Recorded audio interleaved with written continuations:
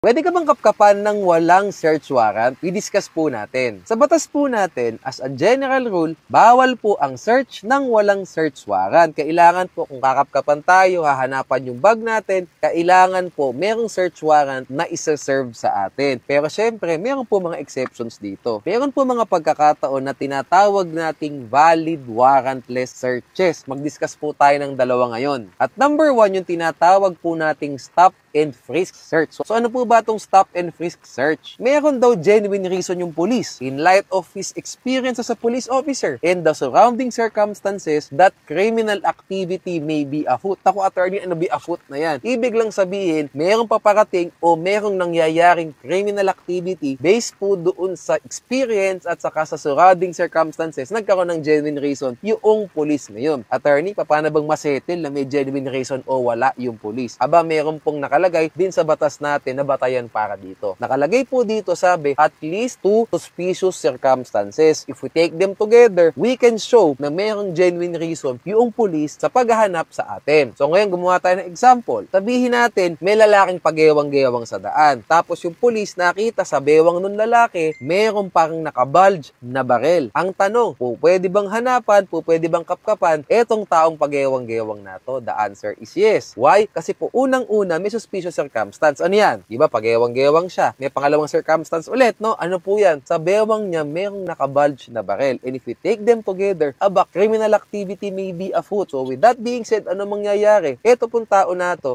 pwedeng kapkapan ng pulis kahit na walang search warrant. So ngayon, attorney, gaano ba kahaba, gaano ba kalaki yung extent nung magiging search? Tandaan natin, pag sinabi pong stop and frisk. Nako po, hindi ganun kalawak yung magiging search na pwedeng gawin ng pulis. Ang sabi po sa batas natin, outer body clothing lang po. At pag sinabi nating outer body clothing, hindi po pwede ang underwear. Hindi po pwede yung loob ng medyas. Hindi po pwede yung dala na bag natin. Ang kailangan lang po basically, parang sa mall, kakapkapan lang po talaga yung katawan natin. Hindi po pwedeng yung loob ng mga pangdamit natin, kukunin pa, hanapan pa, hindi po pwede yan. Hanggang outer body clothing lang po. So ngayon, paano kami nahuli? Aba, yung lalaki nga talaga may nakabulge na baril sa tagiliran. Aba, baril nga pala talaga at wala siyang lisensya para dito. Eh di po pwede siyang arestuhin. Ano na una? Sinearch muna siya kasi nga duda, mayroong genuine reason yung police para i-search siya, eh mayroong palang kontrabando. Pwede na siyang hulihin after nito. Search and then arrest. So ngayon, ano naman yung second natin na valid warrantless search? Ang tawag po dito, search incidental to a lawful arrest. Sabi ko dito, incidental to a lawful arrest. What does this mean? Inuna po muna o nauna muna yung aresto at saka po isa-search yung tao after siyang maaresto. At pag sinabi nating aresto o lawful arrest, meron po tayong valid warrantless arrest din. Pero syempre, as a general rule, kapag mag-aaresto tayo ng tao, kailangan may warrant of arrest. Pero paano kung wala? Meron po tayong mga notable na warrantless arrests din. Ano po yung dalawa dito, no? In flagrante delicto arrest at saka po yung hot pursuit arrest. Sabihin natin, ano po ba yung in flagrante delicto arrest? Papasimplihin na lang natin. Ang ibig po sabihin yan, caught red-handed yung tao. Nahuli ka talagang may ginagawang krimen. At dahil nahuli ka may ginagawang krimen, syempre, pwede kang arestuhin. At pag naaresto ka, pwede ka nang i-search after that arrest. Ganun po ang galawan dyan. O pag hot pursuit naman, pasimplihin na lang natin, tinutugis yung basically aarestuhin na tao. Ngayon yung discussion nito, in-next video natin kasi mahabang discussion tong hot pursuit na to. Anyway, balik tayo sa search, no? So pag sa search po, kung may hot pursuit arrest, valid. O merong in flagrante delicto arrest, valid.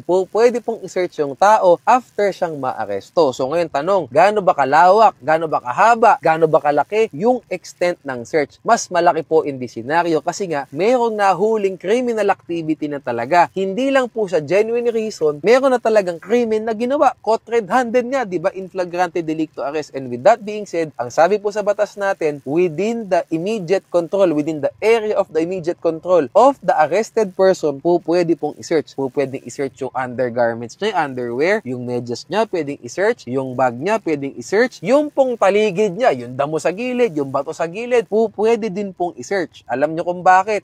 Paano kung yung drugs binato dun sa damo? Ano, di natin pwedeng i-search? Siyempre, pwedeng i-search. Paano kung binato yung baril dun sa mga bato? Dapat pwede din natin i-search kasi nga, meron na pong krimen na nagawa yung tao. Mas malawak po yung paghahanap. Pero tatandaan nyo, sabi ko ha, within the area of immediate control. So pag sinabi natin immediate control, kung nasa labas kayo, hindi po pwedeng yung loob ng building o loob ng bahay, isa-search pa din. Kailangan po immediate control lang ng tao. So kung andito siya sa labas, yung labas lang na yun ang pwedeng i-search. Hindi po pwedeng makarating kayo sa kabilang kanto. Bawal po yan. Hindi man po ganun kalimited yung search, pero dapat hindi naman ganun kalawak na kahit saan na lang mag-search tayo. Kailangan immediate control lang po. So for both of these scenarios, tandaan natin, valid warrantless searches po ito. Hindi kailangan namin search warrant bago tayo ma-search noong police officer. Ngayon, kung gusto niyo mga ganitong types ng videos, mag-comment po kayo, mag-like, mag-share para po yung next content natin parang ganito din. Salamat po.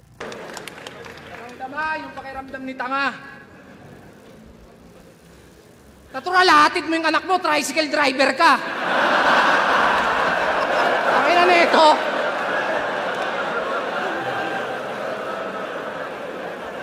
Ano naman kung di ko inahatid yung anak ko?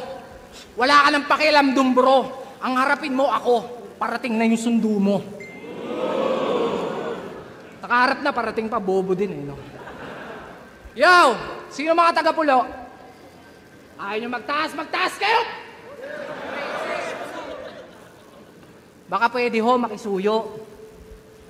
Pagsabihan mo po yung mga taga-pulo na bago dumayo at unahin niyang liga ng pulo, baka pwedeng ligo muna po.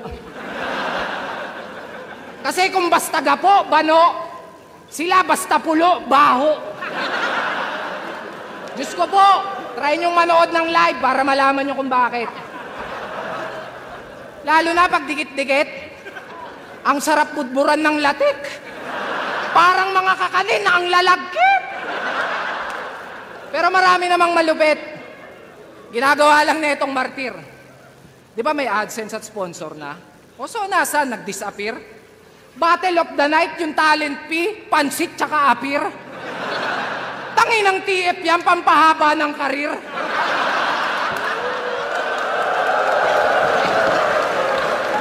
Pero real talk, sa liga niya, ayaw niya pag may nadadamay. Malinis naman yung pakay. E paano na lang kung mabatibag kita, di wala kang karamay. Ironic lang na galing pa sa isang squatter na ayaw niya ng kadamay. But why? Ayaw mo ng damayan? Kahit di ako mandamay, panigurado damayan. Yung impact, dama pa yan. Na di lang to checkmate, dama pa yan. Ang kalalabasan, magdadramayan at magdadamayan sa madadamayan. Kung magdadahilan, di dadagdagan ko ba't dadalatsan? Putang ina! Sorry, napahaba, nadadala lang. Pero alam nyo bang, nung battle nila ni Sak Maestro, hinamon at sinabihan akong takot nito. Pero nung nalaman niyang papalag ako, si Gago nagpanik ng todo. Sa sobrang kaba, napatawag yung loko. Kesyo wag ko daw idamay yung tungkol dun sa ano. Nung pinalagan, may kondisyon na yung gusto. So paanong okatukat sa'yo? Ba't binabaliktad mo? Kasi ako, matatakot dyan. Kahit putang ina naman.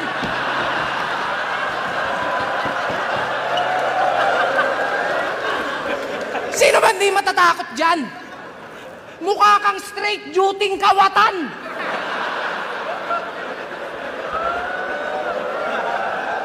Literal na work from home pa, kaso bahay ng iba yung pinapasukan.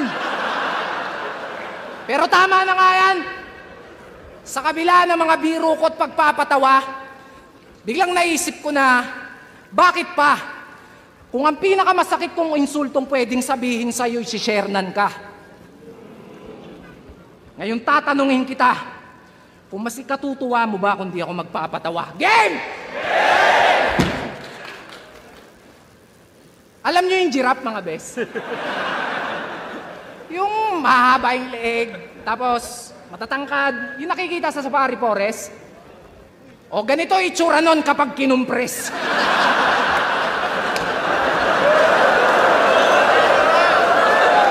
My goodness! Di ka ba naaalarma?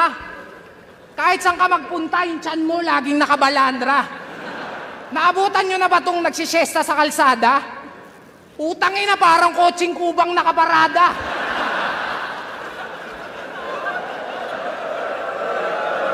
Kaya maawa ka. Maawa ka sa misis mo, brother. Baka pwedeng pakiconsider. Paano pag binabakhag ng partner? Parang magpapalit ng galon sa water dispenser.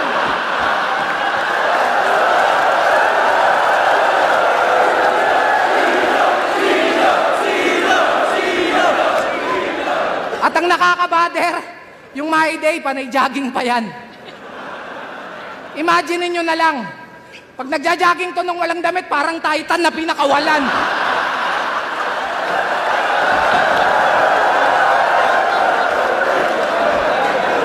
Pero in fairness ha, blooming ka, feeling ko babae yan. Eh ba, napanood ko laban nyo ni Master Pito. Ang cute-cute! Ang cute-cute na mga putang ina! Mukha kayong laruan sa mga tigpipisong chichirya. Ang chichip nyo talaga! Pero kung usapang karisma, puta mali ka ng hinamon. Ngayon lang kayo makakakita ng underdog na kampyon. Walang corona to partida. Minsan lang lumabas sa isang taon.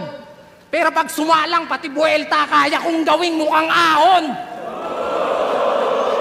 Matik na yon, di naman sa pagyayabang. I'm just letting you know. Oo, may sariling titulo at naghari na kasi galawan pang pro. Di lang skills, pati bulsa, umaalsa, dapat ganun ka mag-grow. Pangmasa nga ako, lalo na kung usapan ay dough. I know, mayabang, tunog mayabang yung behavior. Pero binabalik ko lang yung favor. Tinulungan kang umangat sapagkat nang mamit mo yung creator. Yan ang napapala pag fame whore. Kakahiling mo ng tala, binagsakan ka tuloy ng meteor. Kaya next time, tol, be careful what you wish for.